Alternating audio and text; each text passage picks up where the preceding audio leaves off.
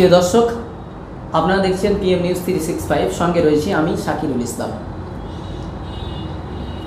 এই মুহূর্তে আমাদের মুক্ত কণ্ঠ অনুষ্ঠানে আমরা জানব বাঙালির মনের কথা। আজকের আমাদের এই অনুষ্ঠানে এমন এক বাঙালিকে পেয়েছি যিনি রাজনীতিতে বিজ্ঞ,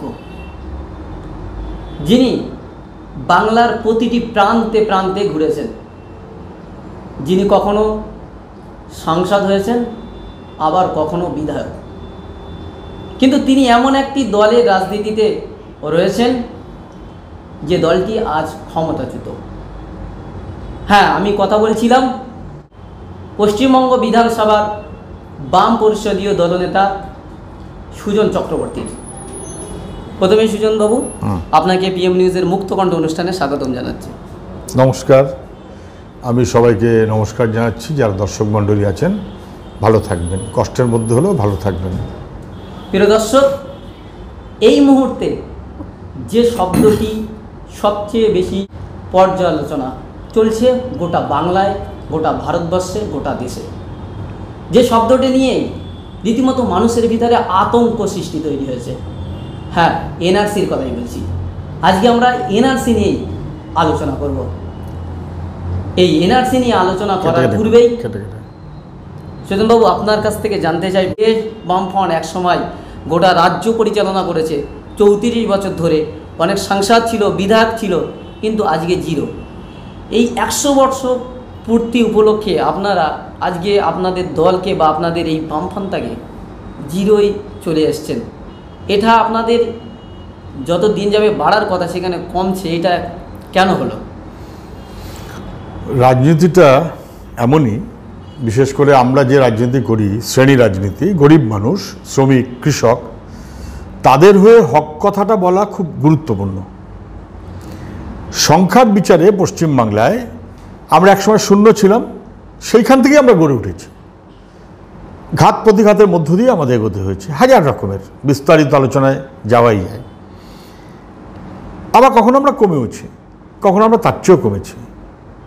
সংখ্যার বিচারে আমরা কত পার্সেন্ট অথবা কজন, এটার চেয়ে অনেক বড় কথা হচ্ছে এ রাজ্যের অথবা এদেশের মানুষ যে কোনো রকমের বিপদে যাকে সবচেয়ে বেশি ভরসা করতে পারে তার নাম কমিউনিস্ট পার্টি, CPIM, বামপন্থীরা। ঠিক আসন কম, কিন্তু সেদিন নেতাজি ইন্ডোর স্টেডিয়ামেও দেখেছেন হাজারে হাজারে মানুষ। কম, কিন্তু দেশ দুনিয়ার অর্থনীতিতে যে মনোভাব থেকে আমরা চলি বামপন্থা, সেই মনোভাবটাই সবাইকে মানতে হচ্ছে। সাম্প্রতিক সময়ে সবাই তার উদাহরণ দেখতে পাচ্ছেন। সংখ্যায় কম মানে শক্তিতে কম তা না, সংখ্যায় কম মানে আপাত দৃষ্টিতে শক্তিতে কম, কিন্তু ভবিষ্যতের শক্তিতে, মর্যাদায়, ভরসায়, মানুষের বিবেকের বিবেচনায় বামপন্থার কোনো বিকল্প নেই। একেবারে একটা কথা তিনি বললেন, সংখ্যায় কম হলেও শক্তিতে কিন্তু কম নাই। আমরা দেখেছিলাম 2018 লোকসভা ভোটের আগে ব্রিগেড সমাবেশ। হ্যাঁ, তৃণমূলকেও দেখেছিলাম, বিজেপিকেও দেখেছিলাম, কিন্তু বামপন্থের লাল পতাকার একটা বিরাট আবির্ভাব হয়েছিল, কিন্তু ভোটের ময়দানে, ভোট ব্যাংকে সেটা কাজ করতে পারেননি, তা ফলাফলেই গেছে। তবে আজকে এই বিষয়টা নিয়ে কি বলবেন? এটাতে আমার সহজ কথা, দেখুন, একটা এমন বন্দোবস্ত করা হয়েছে, আমরা যে শ্রেণী রাজনীতি করি তার বিরুদ্ধে এ দেশটাকে যারা চুষে খেতে চায়, দুনিয়াটাকে যারা চুষে খেতে চায়, তারা সবাই আমাদের রাজনীতির বিরুদ্ধে। ফলে বিজেপির বিরুদ্ধে আক্রমণ সবচাইতে বেশি শিকার হচ্ছে কে? বামপন্থীরা, সারা দেশ জুড়ে।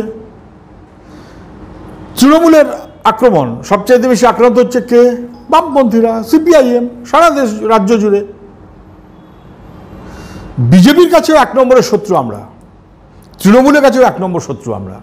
কিন্তু অ্যাজ ইফ বামপন্থীরা নেই, বিজেপির বিরুদ্ধে তৃণমূল আর তৃণমূলের বিরুদ্ধে বিজেপি, কাগজে কলমে টিভিতে আপনি টাকার পর টাকা দিয়ে, কোটি কোটি টাকা দিয়ে তার খেলা বানানো হচ্ছে।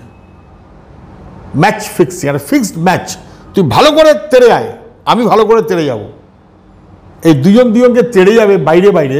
তারপর যেই মুখ্যমন্ত্রী দিল্লিতে যাবেন, প্রধানমন্ত্রীর সঙ্গে বৈঠক করবেন, স্বরাষ্ট্রমন্ত্রীর সঙ্গে বৈঠক করবেন, রাজীব কুমার তাকে আর অসুবিধা হবে না, জামিন পেয়ে যাবেন। অথবা এনআরসি তখন আর উচ্চারণ মুখ্যমন্ত্রী করতে পারবেন না, যেন বোবা হয়ে গেছেন। তখন বলবেন যে এনআরসিটা আসামের ব্যাপার, বাংলার ব্যাপার না। ফলে বাইরের লড়াই করব, দেখাবো একটা দারুণ লড়ছি, ভেতরে ভেতরে আমরা শাট করে আছি। বিজেপি তৃণমূল দুজনে একই জায়গা থেকে পরিচালিত হচ্ছে। একেবারেই আপনাদেরকে জানাবো, সুজনবাবু যেটা বলতে চাইছেন যে তৃণমূল এবং বিজেপির কিন্তু ঐনুকূল বন্ধুত্বের সম্পর্ক রয়েছে, এটাই উনি বলতে চাইছেন। তো একটা কথা বলবো, আমরা দেখেছি যখন বিজেপি কাশ্মীর থেকে 370 ধারা তুলে দিল, সব থেকে প্রথম বামপন্থীরা আন্দোলন করলো, এনআরসির বিরুদ্ধে বামপন্থীরা আন্দোলন করলো, মব লিঞ্চিংয়ের বিরুদ্ধে বামপন্থীরা আন্দোলন করলো। তাহলে কোথাও কি বিজেপির সঙ্গে রাজনৈতিক প্রতিহিংসা রয়েছে নাকি নীতিগত লড়াই রয়েছে আপনাদের?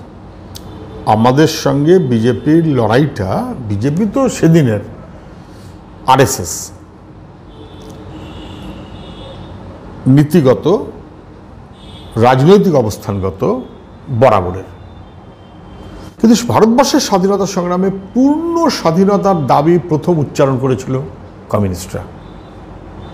এটা যতটা সত্য ততটাই সত্য ভারতবর্ষের স্বাধীনতা সংগ্রামে সময় কোনো সংগ্রামী ভূমিকা পালন না করে বিশ্বাসঘাতকতার ভূমিকা পালন করেছে যারা, মুচলেখা দিয়েছে বারে বারে যারা, তারা আরএসএস। আচ্ছা, আমরা আজকে মূলত আলোচনার সাবজেক্ট রেখেছিলাম এনআরসি। এনআরসি নিয়ে বামপন্থীরা চরম বিরোধিতা করছেন এবং আপনার বিশেষ করে আপনার কোনো এক বক্তব্যে ফুটে উঠেছে, যদি এনআরসি যদি হয় তাহলে আমার লাশের উপর দিয়ে হবে। আপনারা কেন কঠোরভাবে এই এনআরসির বিরোধিতা করছেন? আমি সাধারণভাবে আমার কথাটা বলি না, আমাদের কথাটা বলি। আমির চাইতে আমরার শক্তি অনেক বেশি, আমিটা তুচ্ছ আমরাকে বাদ দিলে। ফলে সবাই মানুষ, বামপন্থী, গরিব মানুষ, হ্যাঁ ঠিকই তো, তাই তো বলেছি। এনআরসি মানে কি? National register of citizenship.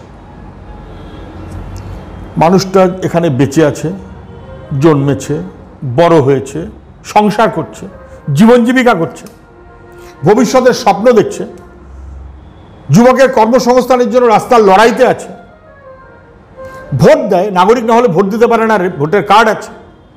ওরা বললো না হতে হবে না, আর একটা ইউনিক কার্ড চাই, আধার কার্ড আছে, সব আছে। কিন্তু আপনি কি বেঁচে আছেন? দাঁড়ান দেখে নি, আপনি এদেশ নাগরিক কিনা দেখে নি।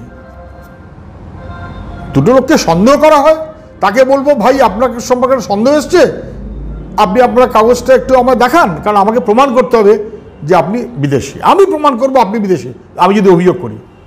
সেটা না করে এখানে কি করা হচ্ছে? 5 জনের বিরুদ্ধে অভিযোগ তারা প্রমাণ করবে তা না, অথবা 5 জনের অভিযোগটা আমি প্রমাণ করে দেবো তা না।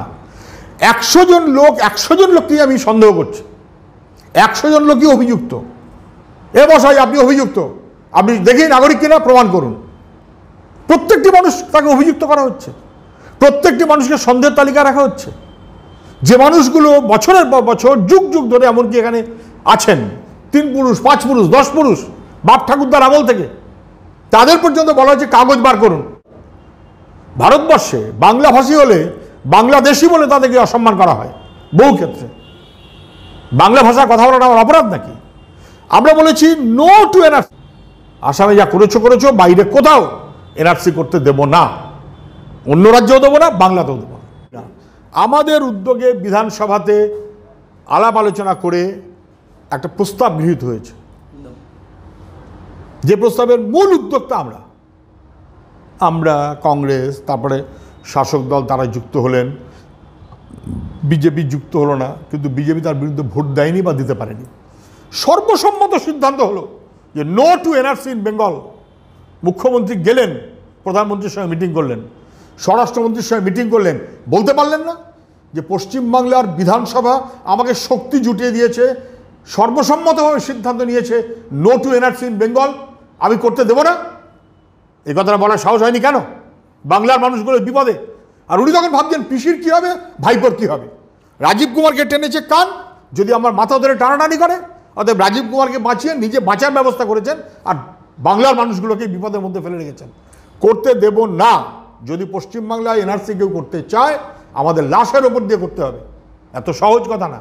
স্বরাষ্ট্র দপ্তরের মন্ত্রী অমিত শাহ তিনি তো কলকাতায় এসে স্পষ্ট বলে দিলেন যে আমরা সিটিজেন অ্যামেন্ডমেন্ট বিল আনছি এবং সেখানে শুধুমাত্র মুসলিমদের বাদ দিয়ে বাকি 6টি ধর্মের মানুষদের সেই সিটিজেন অ্যামেন্ডমেন্ট বিলের মাধ্যমে সেখানে তাদেরকে নাগরিকত্ব দিয়ে শুধুমাত্র মুসলিমদের বাদ দিয়ে এনআরসি করা হবে। কি বলবেন এটা নিয়ে? একদমই অপরাধ, একদমই জেনে শুনে 420-এর মতো কথা বলছেন। এটা কি আইন কখনো হতে পারে না, কখনো হতে পারে না। আমাদের সংবিধানের ঘোষণা অনুযায়ী জাত পাত ধর্ম বর্ণের নির্বিশেষে সেগুলোকে কাউকে বাদ রেখে কাউকে সঙ্গে রেখে আমাদের সংবিধানের যে মূল স্পিরিট, কখনো তাতে নাগরিকত্ব কেন, বহু জিনিস হয় না, আমি নাগরিকত্বের কথা বলছি, নাগরিকত্ব হয় না দুনিয়াতে। এটা হয় নাকি? ধর্মনিরপেক্ষ দেশ, কোথায় এটা হয় যে ধর্মের বিচারে নাগরিকত্ব হবে? একটা মানুষ জন্মেছে, এটা তো একদমই মমতা ব্যানার্জির মতন হয়ে গেল।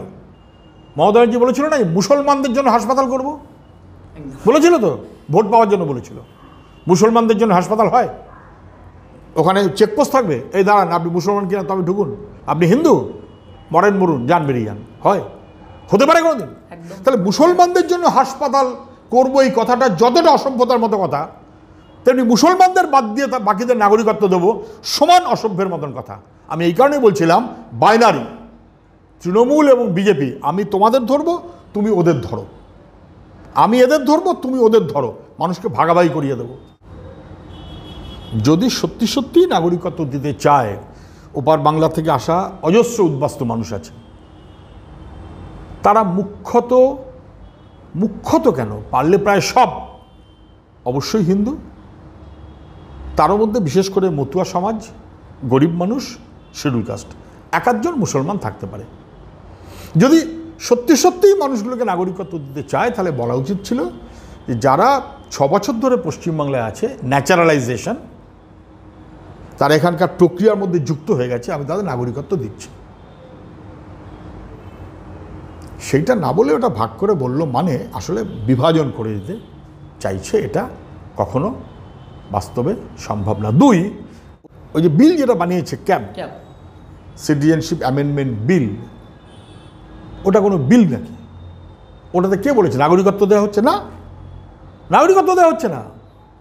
ওটাতে যা বলা আছে তার মানে দাঁড়ায় এই যে তুমি যদি মুসলমান না হও তাহলে তুমি শরণার্থী হিসেবে থাকতে পারবে, আমার দয়ায় তুমি থাকবে, তুমি থাকবে খাবে, ওই পর্যন্ত তোমার অধিকার থাকবে না, শরণার্থী।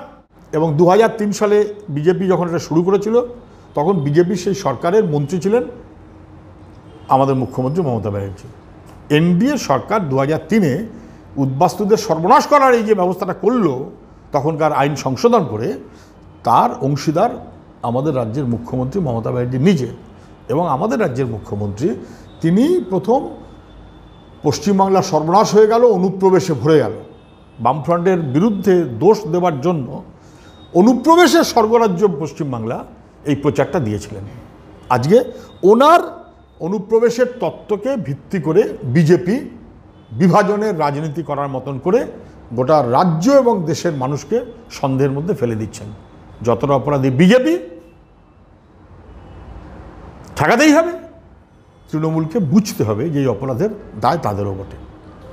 দর্শক, আমরা কথা বলছিলাম সুজনবাবুর সঙ্গে এনআরসি নিয়ে, একেবারেই তিনি স্পষ্ট জানিয়ে দিলেন কিন্তু বিজেপি বিভাজনের রাজনীতি করতে এনআরসি করতে চাইছে, এবং সাথে সাথেই বললেন এই এনআরসি আনতে গিয়ে যে অপরাধ বিজেপি করছে সেই অপরাধের একটি অংশের ভাগিদার কিন্তু মুখ্যমন্ত্রী মমতা বন্দ্যোপাধ্যায়, একথা তিনি বললেন।